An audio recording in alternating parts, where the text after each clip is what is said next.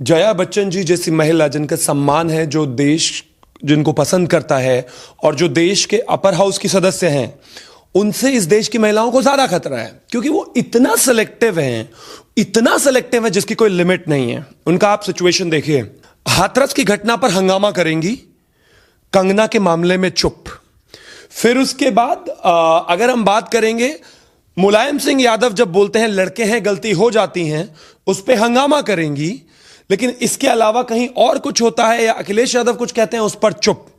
इतना सेलेक्टिव अमनीशिया क्यों है? या तो आप महिला हैं या नेता हैं या दोनों हैं, लेकिन महिलाओं के हित की जब आप बात करती हैं तो वो पूरी तरीके से पाखंड है, ड्रामा है। ममता बनर्जी को लेकर उनका कहना है आपने उनका सर फोड़ दिया, पैर तोड़ दिया, लेकिन आप उनके हौसले नहीं तोड़ पाए। पहली बात, चुनाव आयोग इस बात को रिपोर्ट कर चुका है पहले से ही कि वो एक्सीडेंट था, वीडियो पब्लिक डोमेन में है, तो ड्रामा करने की आवश्यकता नहीं, महिला कार्ड खेलने की आवश्यकता नहीं। दूसरी बात, ना वो एक्सीडेंट था, ये भी बात क्लियर हो चुकी है, ना वो मतलब किसी ने उन पर हमला किया था, एक्सीडेंट था, खंबे से टकराए थे, जाहिर है। नमस्कार, आज हमारे साथ है शिवम त्यागी जी। जुड़ते हैं उनसे और पूछते हैं सीधा सवाल। नमस्कार, आज जो सबसे बड़ी बात है कि जया बच्चन जाकर टीएमसी सुप्रीमो ममता बनर्जी के लिए कैंपेन करती है, उनके लिए आगे आती हैं, लेकिन जो समाजवादी पार्टी के नेता हैं उनके लिए कोई भी प्रचार नहीं करती हैं। देखिए, मुझे लगता है कि कहीं ना कहीं जिस तरह से जया बच्चन जी के स्टैंडर्ड्स की अगर हम बात करें तो वो बहुत ज्यादा दोहरे मापदंड है। इस देश में महिलाओं को पुरुषों से तो जो सही नहीं है उनसे तो खतरा है ही, लेकिन जिन महिलाओं की मानसिकता दोहरी है उनसे महिलाओं को और भी ज्यादा खतरा है। जया बच्चन जी जैसी महिला जिनका सम्मान है, जो देश जिनको पसंद करता है और जो देश के अपर हाउस की सदस्य हैं, उनसे इस देश की महिलाओं को ज्यादा खतरा है, क्योंकि वो इतना सेलेक्टिव है जिसकी कोई लिमिट नहीं है। उनका आप सिचुएशन देखिए, हाथरस की घटना पर हंगामा करेंगी, कंगना के मामले में चुप। फिर उसके बाद अगर हम बात करेंगे, मुलायम सिंह यादव जब बोलते हैं लड़के हैं गलती हो जाती हैं, उस पर हंगामा करेंगी, लेकिन इसके अलावा कहीं और कुछ होता है या अखिलेश यादव कुछ कहते हैं उस पर चुप। आप ये किस तरह की स्टैंडर्ड्स उठाना चाहते हैं? तीरथ सिंह रावत ने जो बयान दिया था, जो कि शायद कहीं ठीक नहीं था, उस पर हंगामा करेंगी, उस पर लंबा चौड़ा ज्ञान देंगी, लेकिन वहीं पर जब कंगना के साथ ऐसा कुछ होता है या उनके स्टेट में कुछ होता है या फिर इसके अलावा और किसी महिला की बात होती है, चुप। इतना सेलेक्टिव अमनीशिया क्यों है? या तो आप महिला हैं या नेता हैं या दोनों हैं, लेकिन महिलाओं के हित की जब आप बात करती हैं तो वो पूरी तरीके से पाखंड है, ड्रामा है। अब आ जाते हैं उनके वक्तव्य पर जो उन्होंने ममता बनर्जी को लेकर कहा। ममता बनर्जी को लेकर उनका कहना है आपने उनका सर फोड़ दिया, पैर तोड़ दिया, लेकिन आप उनके हौसले नहीं तोड़ पाए। पहली बात, चुनाव आयोग इस बात को रिपोर्ट कर चुका है पहले से ही कि वो एक्सीडेंट था, वीडियो पब्लिक डोमेन में है, तो ड्रामा करने की आवश्यकता नहीं, महिला कार्ड खेलने की आवश्यकता नहीं। दूसरी बात, ना वो एक्सीडेंट था, ये भी बात क्लियर हो चुकी है, ना वो मतलब किसी ने उन पर हमला किया था, एक्सीडेंट था, खंबे से टकराए थे, जाहिर है।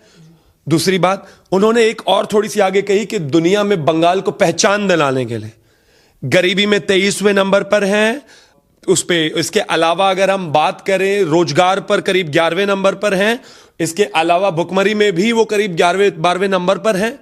किस विश्व गुरु बंगाल की बात कर रही है? मुझे तो समझ में नहीं आया। पिछले 10 साल का रिकॉर्ड उठाकर देख लीजिए, एनसीआरबी का डेटा नहीं भेजा उन्होंने पिछले 2016-17 के बाद से, यानी कि राजनीतिक हत्याएं कितनी हुई हैं इसका डेटा भी अभी तक ममता बनर्जी ने केंद्र सरकार को नहीं भेजा है। कैसा बंगाल चाहती हैं वो? अब आ जाते हैं वो सपोर्ट क्यों करती हैं। आपको याद होगा जब उत्तर प्रदेश में सरकार होती थी अखिलेश यादव की, यही हाल होता था। यहां पर रेप की घटनाओं में 34% की गिरावट है। जैसा कि मैंने पहले भी कहा, उत्तर प्रदेश में 2016 में 2200 के करीब रेप होते थे, जो कि एक भी हो तो गलत है, लेकिन उससे घटकर हम 34% की गिरावट के साथ हैं आज 4 साल में। हत्याओं में भी हमने कम किया है। अब उससे ज्यादा इंपॉर्टेंट बात यह है कि आप जिस राज्य में जब आपकी सरकार थी, आप वहां से राज्यसभा सांसद बनी थी, आपकी मानसिकता आज भी वैसी ही है। मतलब बंगाल भी ऐसा ही होना चाहिए जैसा 2016 से उत्तर प्रदेश था।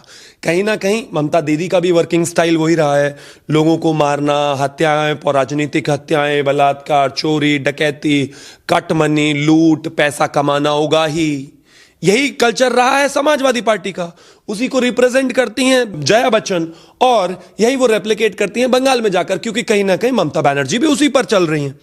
तो यहां सबसे बड़ी समझने की यही बात है। दूसरा, मैं सिर्फ इतना कहना चाहता हूं कि इस देश में, जैसा कि मैंने शुरुआत में कहा, पुरुष वाकई जितने महिलाओं के लिए शायद जो कुछ एक सेगमेंट है गलत है, उससे ज्यादा इस तरह की महिलाएं ज्यादा खतरनाक हैं। बात करते हैं ममता बनर्जी के बयान पे। जो ममता बनर्जी कहती है कि जो उत्तर प्रदेश से, बिहार से चोटी वाले, तिलक वाले लोग मंगाए जाते हैं वो ज्यादा खतरनाक है, और समाजवादी पार्टी सबसे ज्यादा जिसे जाना जाता है वो उत्तर प्रदेश की वजह से जाना जाता है, और उत्तर प्रदेश में ही खुद ही जया बच्चन वहां से एमपी हैं। उसके बाद भी जैसे गुंडों की बात कर रही हैं, वो जब गुंडे का नाम आता है तो वो उत्तर प्रदेश और बिहार का नाम लेती हैं। फिर उत्तर प्रदेश के ही जो पार्टी है उधर के नेता आकर उन्हें सपोर्ट कर रहे हैं। तो क्या कहेंगे इस पर? ये कैसी मानसिकता है लोगों की? 2016 में एक ही साल में 83 घटनाएं हुई थी जिसमें 216 लोगों की डेथ हुई थी। नंबर 1, तो गुंडा कौन हुआ? ममता दीदी के शासन में यह हुआ है। गुंडा कौन हुआ? जनता को तय करने की जरूरत है। वामपंथ की सरकार में 1997 में बुद्धदेव भट्टाचार्य ने कहा था कि हां, हमारे समय में 23,000 लोगों की राजनीतिक हत्याएं हुई हैं, पहला। उसके बाद ममता दीदी को जनता लेकर आई थी बंगाल की, शायद इसलिए कि वो चीजें बेहतर करेंगी, उन्होंने भी वही रेप्लिकेट किया। अगर उनके यहां पर राजनीतिक हत्याएं नहीं हो रही हैं तो वो क्यों एनसीआरबी का डेटा केंद्र सरकार को नहीं भेज देती? यानी कि पॉलिटिकल हत्याएं हो रही हैं। तो गुंडा कौन हुआ? मुझे बताने की जरूरत नहीं है। गुंडे टीएमसी के जो पॉलिटिकल लोग हैं वो हुए। गुंडे वो हुए जो टीएमसी के लोग मार रहे हैं लोगों को। गुंडे वो हैं जो 87 साल की एक महिला को घर में घुसकर मारते हैं और उसकी मौत हो जाती है। गुंडे वो हैं जो आरएसएस के एक कार्यकर्ता के परिवार को, यानी कि उसको, उसकी धर्मपत्नी वो प्रेग्नेंट थी, उनको और उनके एक 4 साल के बच्चे को मार देते। गुंडे वो हैं। डेटा दीजिए ना। सिर्फ बोलने से क्या होता है? कुछ नहीं होता। आप जब तक तर्कों पर बात नहीं करेंगे तब तक कुछ नहीं होने वाला। लेकिन यहां पर सबसे ज्यादा जरूरी बात है, उन्होंने कहा बिहार और उत्तर प्रदेश के लोग जो हैं, या चोटी वाले लोग जो हैं, वो गुंडे वहां पर भेजे हैं। किस बिहार और उत्तर प्रदेश के लोगों की बात कर रहे हैं? आपके यहां पर टैक्सी चलाने से लेकर, रिक्शा चलाने से लेकर, होटल चलाने से लेकर तमाम लोग बिहार और उत्तर प्रदेश से गए हैं। वो कितनी गुंडागर्दी करते हैं। आप लोग तो उनसे पैसे उगाते हो। कटमनी का कल ही एक वीडियो आया था जिस पर हमने बात की। तो कौन कर रहा है ये सब, तो आपको देखने की जरूरत है। और दूसरी बात ये है, पहली बात तो ममता बनर्जी, पश्चिम बंगाल पहली बात तो कोई अलग देश नहीं है, और ममता बनर्जी उसकी प्रधानमंत्री नहीं है। पश्चिम बंगाल भारत का एक हिस्सा है और हमेशा से है। ममता बनर्जी जब शायद पैदा हुई थी उससे पहले भी था, उसके बाद में भी रहेगा। और दूसरी बात यह है कि वो वहां की प्रधानमंत्री नहीं है कि उस चीज को तय करेंगे। इंपॉर्टेंट चीज यहां पर सिर्फ इतनी सी है कि चाहे उत्तर प्रदेश से कोई जाता है, चाहे बिहार से कोई जाता है, चाहे पंजाब से कोई जाता है, एक ही देश है। और एक ही देश के एक ही अलग अलग राज्यों में से अगर कुछ लोग एक जगह से दूसरी जगह जाते हैं तो वो बाहरी है नहीं। लेकिन हाँ, इतना जरूर है, उनको जरूर ये लग रहा होगा अब उनके लिए जया बच्चन बाहरी नहीं होंगी जब वो उनके लिए प्रचार में पहुंच गई हैं। उनके लिए दिल्ली के जो लुटियंस के कुछ लोग हैं वो बाहरी नहीं हैं। उनके लिए कांग्रेस अगर प्रचार करने, जो कि नहीं जा रही, कहीं ना कहीं अलग लड़ रहे हैं, और लेफ्ट वाले, लेकिन अगर वो वहां पर आ जाते, मिलकर चुनाव लड़ते, तो वो बाहरी नहीं है।